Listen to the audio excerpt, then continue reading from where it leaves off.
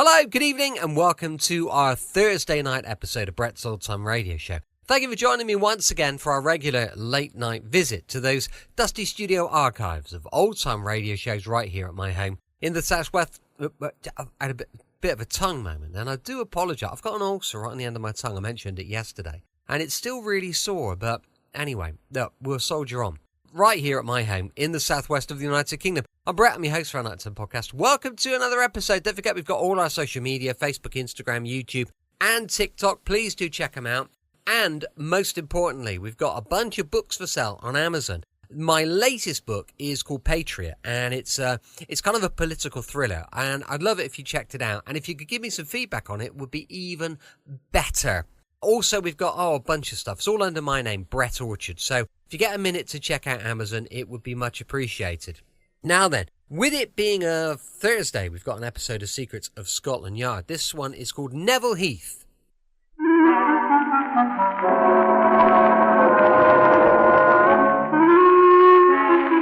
How do you do? I seem to remember a song that was very popular some years ago called I'm a Dreamer, Aren't We All? It might well have been dedicated to the subject of this week's casebook history. There was a dreamer, if you like.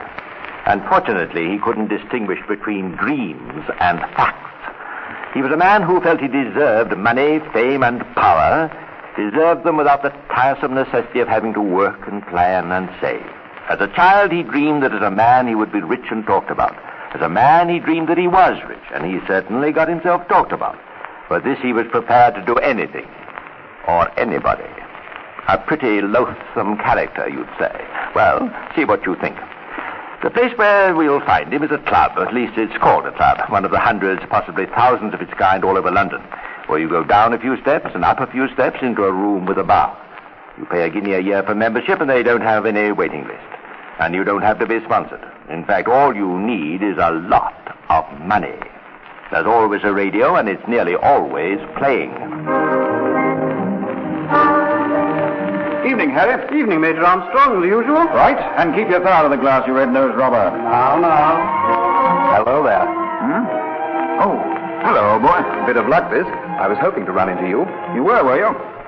Harry, make that 2 doubles. Very good, Major. Can't we go somewhere where I can buy you a drink? Oh, don't give it a thought. Besides, I'm meeting some people here later. Your drink, sir. Oh, thanks, Harry. Here you are. Sorry I haven't anything smaller. No, that's all right. I've plenty of change.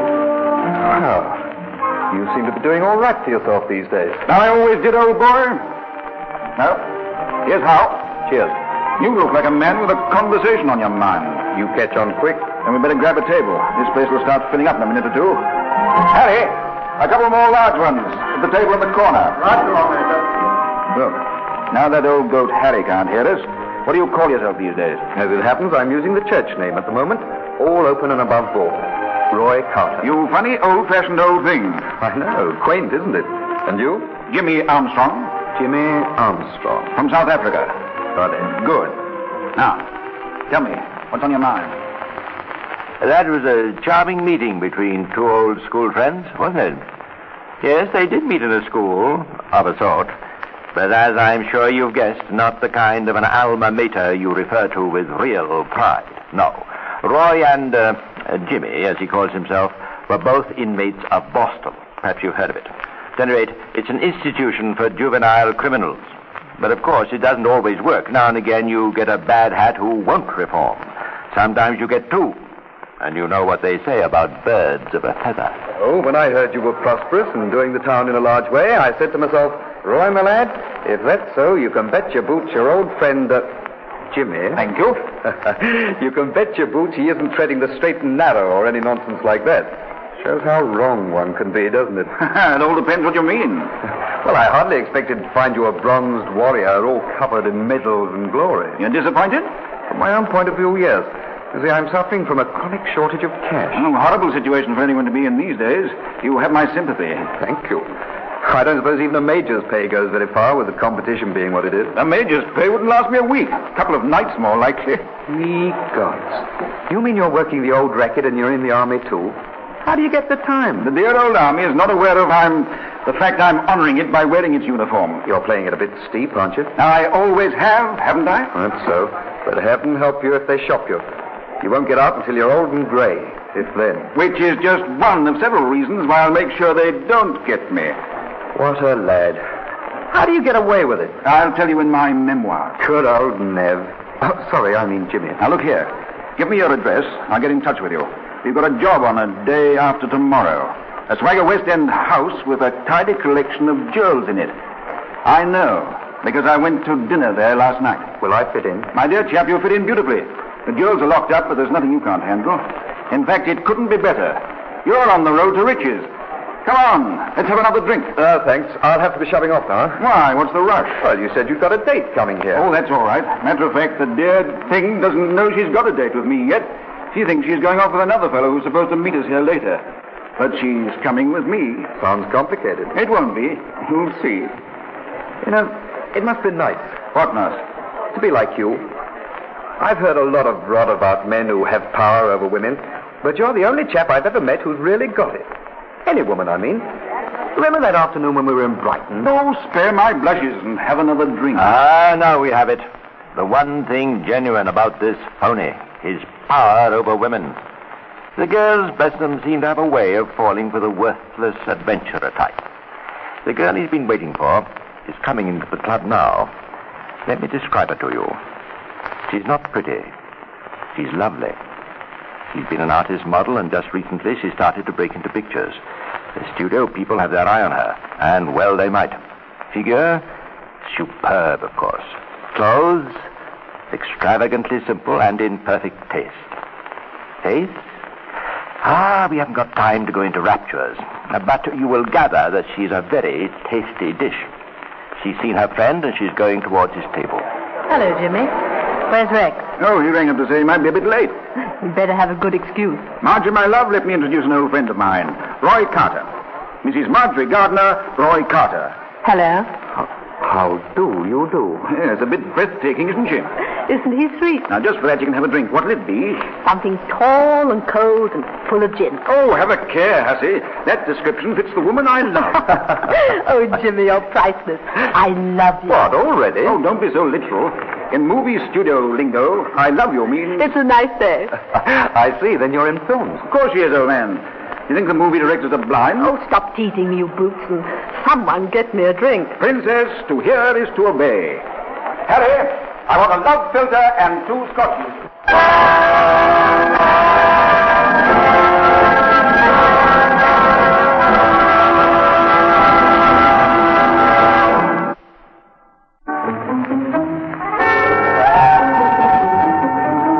I suppose you're wondering whether this charming young grass widow, Mrs. Gardner, Marjorie that is, knows that this new circle of acquaintances she's picked up, Jimmy among them, are crooks. Well, I'm afraid she does. Oh, yes, she's going into it with her lovely eyes wide open. She's quite sure she knows how to take care of herself.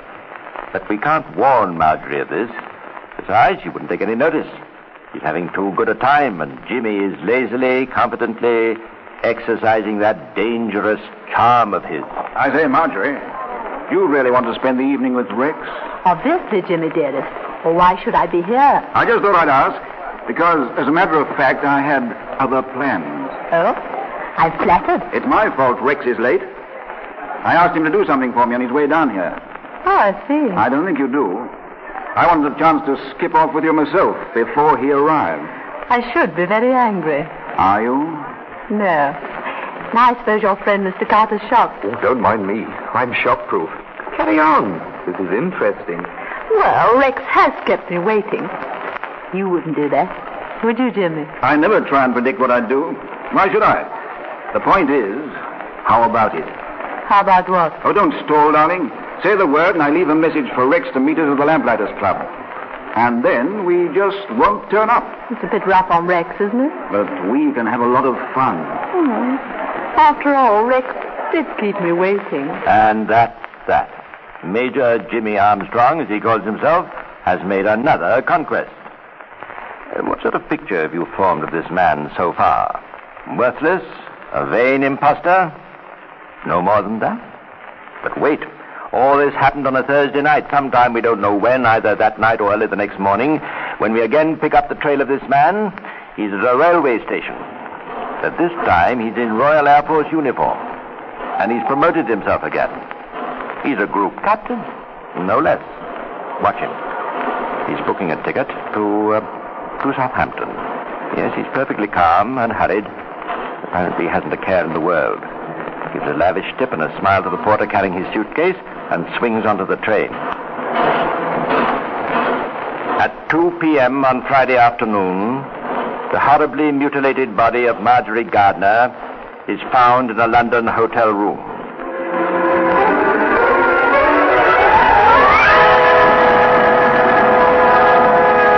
And Inspector Spooner of Scotland Yard is hot on the trail of Neville George Cleveley Heath, alias Major Jimmy Armstrong, alias Squadron Leader Walker, alias Jimmy Dudley, known to the police.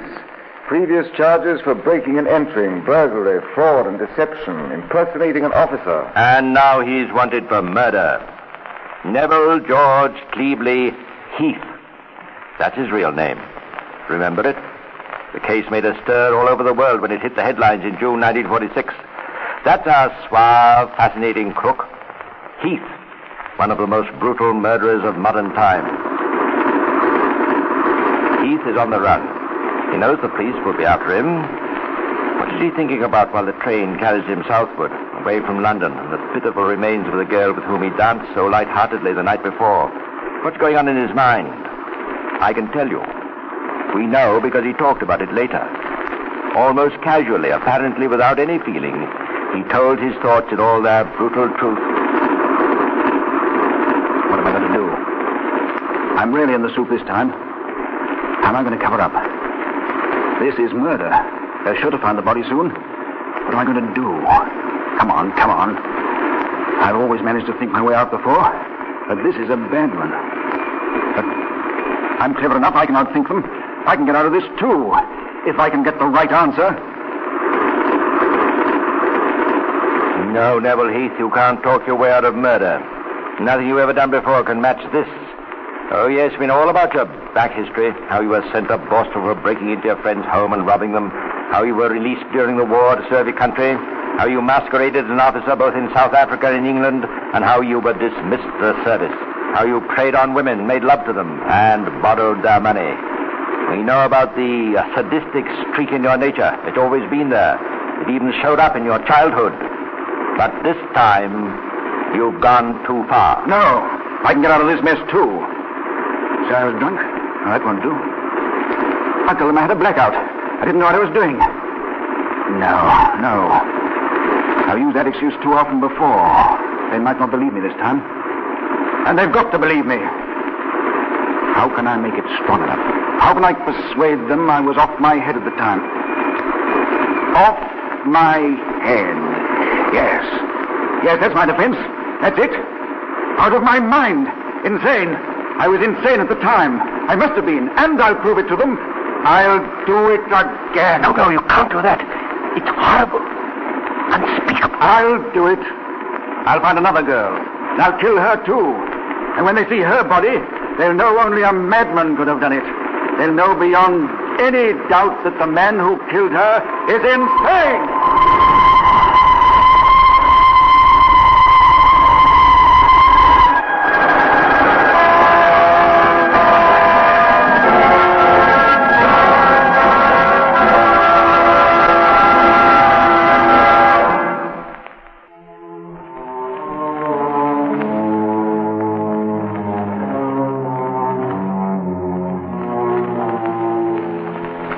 By forgery, fraud, and sponging on the admiration of women, Neville Heath had always had the things he wanted.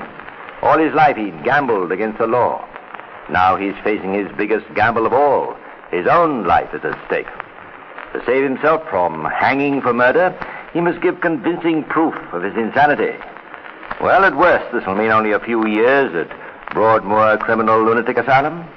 For naturally, after a time, he'll be able to convince the authorities he's been cured and will be given his release. He's fooled people all over the world. Of course, he'll be able to fool the doctors at Broadmoor, but he must plan carefully. Very carefully. Heath is in Bournemouth now, and is registered at one of the best hotels as Group Captain Rupert Brooke. And already in a few days he's been there, he's become known as a good RAF type and a pleasant companion. Doreen Marshall, a pretty girl of 21, thinks he's fascinating. Yes, it hasn't taken long for Heath to make another conquest. Flattered by the marked attentions of this handsome young man, Doreen has been dining with Heath at his hotel. And Heath is turning on all his charm. See him there, bending confidentially towards Doreen, pleading with her to stay on just a little longer. But she isn't to be persuaded. Just one more drink, one for the road. I think I've had enough, thanks. It has been fun, and I've enjoyed the evening tremendously. But it's much too early to be going home. You couldn't leave me all alone on such a lovely night. Please, I must be going. Will you have the porter call a taxi for me? Oh, no need for that. I'll take you back to your hotel myself. I'd much rather go by taxi, if you don't mind. Smart girl, Doreen. Obviously, she doesn't trust our smooth-mannered group captain. How very wise of her. But Heath has laid his plans carefully. Time is growing short, and the police are likely to close in on him at any moment now. He can easily outthink this inexperienced young girl. So, as they go out into the hotel lobby, Heath speaks casually to the porter. By the way, Stevens, you can cancel that taxi for Miss Marshall. I'm going to make sure she gets safely home myself. Very good, sir. Oh, but I haven't changed my mind. Oh, come on, darling. The sea breeze will do us both a lot of good. Oh, very well. I'll be back in half an hour, Stevens. No, he'll be back in 15 minutes. All right, have it your own way, darling. You know best. But Neville Heath was not back in 15 minutes. As a matter of fact, nobody saw him come in that night. But when the porter brought up the papers at 8 o'clock in the morning, Heath was in his room, asleep. Sorry to wake you, sir. I know you like your papers first thing. It's all right, Stevens. Any interesting news this morning? Just as depressing as usual, sir. That latest London murder. Have they caught the bloody yet? No, they're still looking for him, sir. Nasty business that was. Hope they get him soon. Yes, sir. By the way, sir, I didn't see you come in last night. Oh, I didn't think you did. In fact, I took good care you shouldn't. I told you I'd fool you some night and get in without that eagle eye of yours spotting me. I'd like to know how you did it, sir. I locked the front door myself at 11:30. I'll tell you sometime, perhaps, but not just yet. I might want to use that same method of entry again. Well, judging from your shoes, sir, last night you spent some time walking on the beach. What's that? Your shoes, sir. See, there's a ridge of sand right around them. No offense meant, I'm sure. Oh, no, that's all right. Take him along and have him cleaned for me. That's a good job. Yes, sir. Cool customer, isn't he? And in the same unflustered manner, he later answered the hotel manager's worried questions. The lady guest who was missing from one of the other hotels in Bournemouth, could it be the same young lady who had dined here with Group Captain Brooke the previous evening? Perhaps he'd be kind enough to telephone the police? Heath privately decided to let police come for him. They did, in short order. An urgent message from Detective George Suter of the Bournemouth police came for Heath. Hello? Detective Suter speaking. Is that you, Suter? Yes? Well, this is Group Captain Brooke here. I understand from the hotel manager that you want to talk to me. I'm on the seafront. Come down and see me. Well, as you seem to be on holiday, I suggest you come up and see me. Where? At the police station? Yes, naturally. I suppose I'll have to, if I can find the beastly place. I'll be along this afternoon. And so began the battle of wits between the police and Heath. Is Heath clever enough to get away with it? So you can see we're concerned about Miss Marshall's disappearance. Well, when she left after dinner, we walked along to the beach and chatted a while. Her hotel was close by, and she said she'd gone alone from there. So I said goodbye and left her. Had you arranged another meeting with her? No, as a matter of fact, I hadn't. As there was a possibility of her returning to London within the next few days. I see. And she was dressed in evening clothes, you say? Yes. She's a very charming young girl. I should be distressed to hear that anything serious had happened to her. Quite. Excuse me a moment. Detective Suter speaking. Hello, George. This is Spooner in London. I'm in charge of the Marjorie Gardner murder, you know. Oh, yes. We're on the lookout for a fellow called Neville Heath. Pretty certain he did the job. And I personally think he's on the south coast. Might even be in our neighborhood. Yes, that's a distinct possibility. You've got a copy of his picture that we've circulated to all stations, of course? Yes. Not a very good one, but it'll have to do. I think it's entirely adequate. This group captain Brooke you rang us up about this morning. I'm wondering if there could be any connection. I couldn't agree with you more. You know his present whereabouts? Most certainly. And it couldn't be better. What? Good heavens, man. Don't tell me you've actually got him at the station. We're bosom friends at the moment. You mean he's actually in the room with you? Yes, just as close as two peas in a pod. Well, I'll be blowed. He hasn't caught on to our conversation, has he? Oh, no chance of that. Yeah, can you hold him there? I haven't got a charge of any kind that'll stick. Well, think fast. Keep him talking. Take him out of tea. Do anything. Only hold on to that man until I get the bonus from London. I'm leaving at once. Right, you are. My apologies, sir. Oh, that's all right. I know they keep you police pretty busy with one thing and another. I've been amusing myself looking at this picture here on your wall. Which one? Oh, yes. Neville Heath. Bad lot. Wanted for murder. It's an odd thing, you know. He rather resembles you. Yes, that's just what I was thinking myself. You wouldn't be Neville Heath, I suppose? Well, definitely not. Well, I must admit we seem to look pretty much alike. I say, you'd better give me a signed pass or something to prove I'm not the man you're after. Otherwise, I might find it a bit embarrassing. Well, that sounds like a good idea. First, let's have some proof of your own identity. Well, I haven't any of my papers on me, but I can certainly tell you about myself.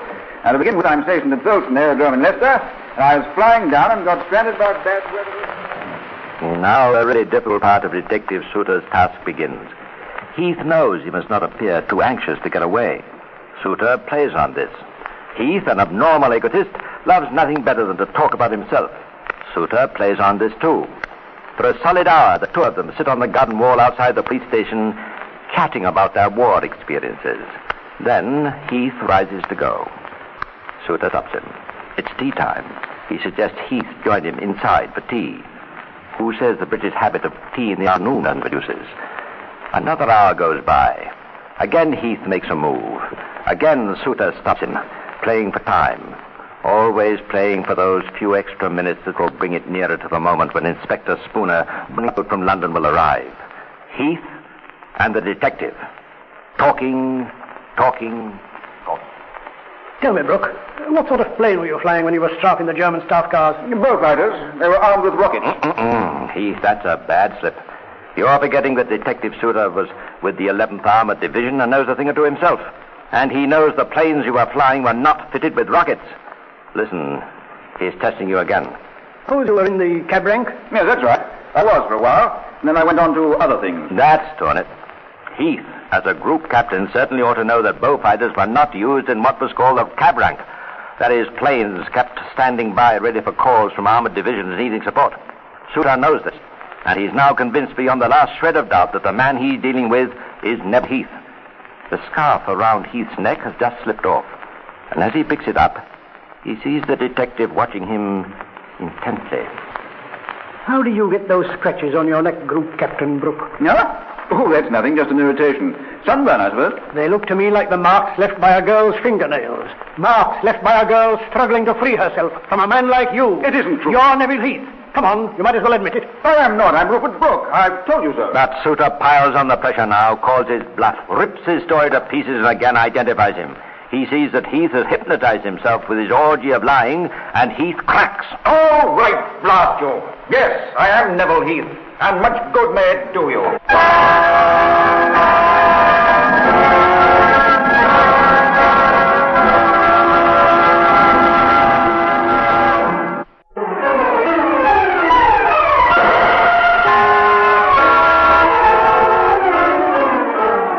In his statement to the police, Heath denied having killed Marjorie Gardner and insisted that as far as he knew, Doreen Marshall was still alive. But in the pockets of his sports jacket were found 3 vital pieces of evidence. A single pearl, later proved to be one from the necklace Doreen Marshall was wearing the night Heath murdered her. The return half of a first-class train ticket between London and Bournemouth, later proved to belong to Doreen Marshall. The third item, a ticket for a suitcase left at the railway luggage office at Bournemouth. This case contained the whip Heath had used in his savage killing of Marjorie Gardner. Later, much more evidence was found that definitely linked Neville Heath with both murders.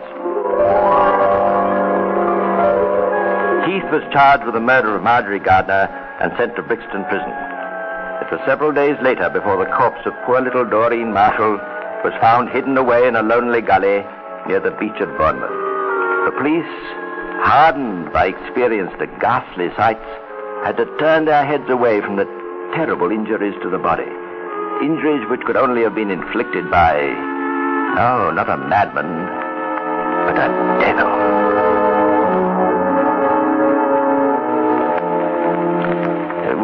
bit strange when I tell you that Heath's friends rallied to his assistance? Oh, yes, he still had friends left who believed him human. They thought he was a schizophrenic, a Jekyll and Hyde personality, only half responsible for his acts.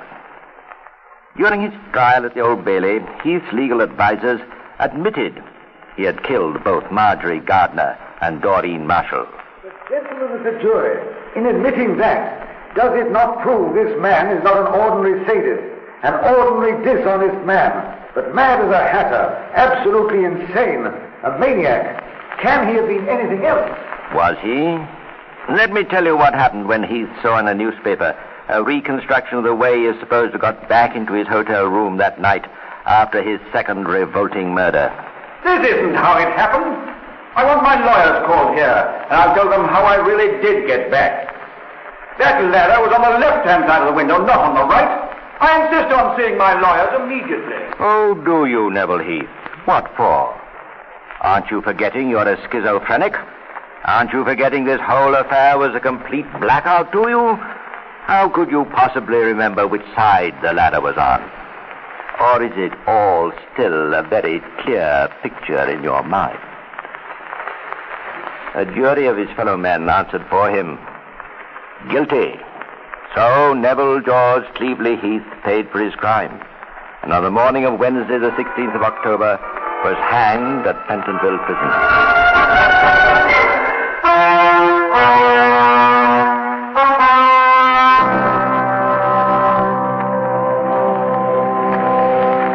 A grim tale of a twisted life, and a man of many gifts who couldn't use them. And even grimmer is this footnote, but I think it has its bit of humor, too. A foreign journalist, tough, hardened by years of crime reporting, paid a visit to Scotland Yard's Black Museum. He asked to see the photographs of Heath's victims. Somewhat dubiously, the inspector unlocked the drawer and produced the pictures. The journalist took one look, shuddered, and collapsed against the nearest showcase. There was a loud clatter of broken glass. The hard-boiled journalist had fainted. Welcome back. Hope you enjoyed our latest episode of Secrets of Scotland Yard. And don't forget, with it being a Friday tomorrow, we've got Philo Vance going live at 5 p.m. UK time. As I mentioned earlier, we've got a bunch of books for sale on Amazon. If you could check those out, I'd really, really appreciate it. Thanks for listening. I'll be with you 7 days a week, each and every week, and I'll see you tomorrow on Brett's Old Time Radio Show. Love you. Bye.